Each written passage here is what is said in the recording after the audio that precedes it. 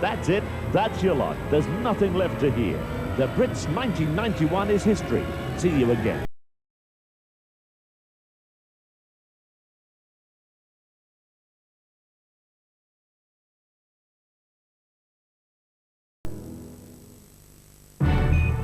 From March the 1st, something amazing's happening to Radio Times, making it the totally comprehensive guide to all channels.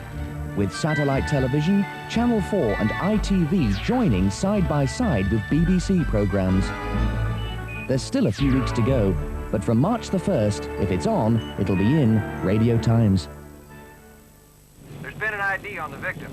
It's Beverly Curtis, Amanda. She's dead. This is Detective Ryder. She's from Laramie, Wyoming, investigating a homicide. I'm telling you, I don't know anymore. While I do grieve for Deborah Lee, she was merely passing through on her way to oblivion.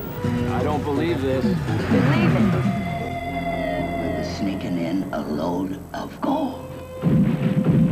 Because gold is just like booze or gambling. You always want more.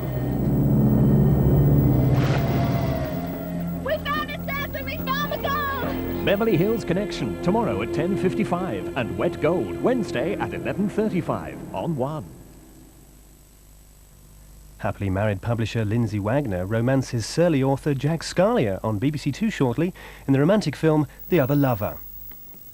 Here on 1 in 35 minutes, Panorama presents the first in-depth television profile of Saddam Hussein, and with the help of eyewitnesses and some of the victims of his rule, the programme sheds new light on the Iraqi dictator's career. First on BBC1, the 9 o'clock news with Michael Burke. President Bush has just said the air war against Iraq will continue for a while. The Iraqis say that more than 6,000 civilians have been killed in the Gulf War. But the Allies again insist their bombing has avoided civilian targets. And here, 50 firms a day are going bankrupt as the recession deepens.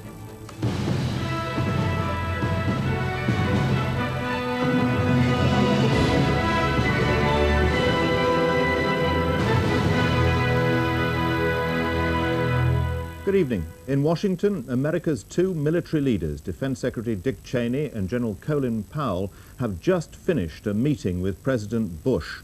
They're briefing him on the latest information from the Gulf. On the basis of what they have been saying to him, Mr. Bush will decide when to launch a ground attack against Saddam Hussein's army. And just a few moments ago, Mr. Bush said the air war will continue for a while. The alliance in the Gulf was in no hurry to begin a ground war, he said.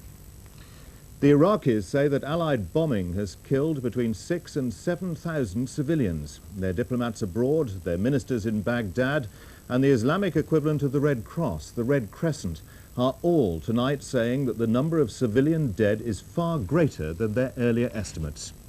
On day 26 of the war, Iraq fired Scud missiles at Israel and Saudi Arabia. There were no reported casualties. The Americans say the air campaign has intensified, 2,900 sorties in the last 24 hours. They say they've destroyed 4 more Scud mobile launchers. A Royal Navy Lynx helicopter has hit an Iraqi patrol boat near Flaky Island. The Saudis say they're now holding more than 1,000 Iraqi prisoners. 300 Afghan Mujahideen guerrillas have joined the war against Iraq, and the Soviet Special Envoy Yevgeny Primakov has arrived in Baghdad for talks. An American military spokesman in the Saudi Arabian capital Riyadh told reporters that 2,900 sorties were flown in the past 24 hours. The Allies have again been saying that their pilots are being careful to avoid civilian casualties. As the air campaign intensifies in preparation for action on the ground, controversy is developing about the effect of the bombing on Iraqi civilian life. At today's British military briefing in Riyadh, the spokesman, Niall Irving, went out of his way to demonstrate the precision of the Allied attacks. He showed a video of a raid on an oil storage installation in Iraq, the crosshairs of the laser on an RAF Buccaneer guiding a bomb to a particular tank. Another attack on a bridge was called off, he said, because the pilots couldn't be sure of striking this accurately. That's the sort of responsible approach that the crews at the front line are taking, and that reflects the responsibility of the targeters. to ensure that we do this, as I say, with the absolute minimum of civilian casualties. As I said before, we can't always guarantee that there won't be any, but we are minimizing it. Most sensitive of all is the bombing of Basra, Iraq's second city. The Iraqis say civilians there are being targeted deliberately, a claim Allied commanders of course deny, though today an American spokesman felt the need to make a special point about Basra, how its civilian areas contain military targets. Basra is a military town in the true sense. It is astride a major naval base and port facility.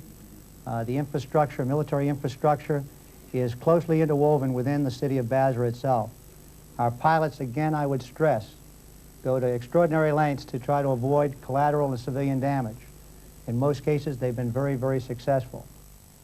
For the forces in the desert planning their role in this campaign, the bombing has a particular value, and the commander of the British 4th Armoured Brigade asks his officers gathered here to explain it to their men. The longer the air campaign goes on, the quicker they will get home, and the more of them will get home. A reminder of the value of air power came today when a wrecked Iraqi tank, evidence of an incursion, was discovered by an American unit on patrol. Surprisingly, the tank was fitted with a laser rangefinder, a significant asset in a ground battle, but no help against a force with air supremacy. There have been two separate claims that the number of Iraqi civilians killed by Allied bombing now runs into thousands, and not a few hundred, as the Iraqis have previously said. The first such claim came from Abdullah Fadel, Iraq's religious affairs minister. The second was from the former US Attorney General Ramsey Clark, now a peace campaigner. He's just returned from Iraq and says the head of the Iraqi Red Crescent estimated that 6,000 to 7,000 Iraqi civilians had died in the raids. The Allies say there were 57 more raids on Iraq last night.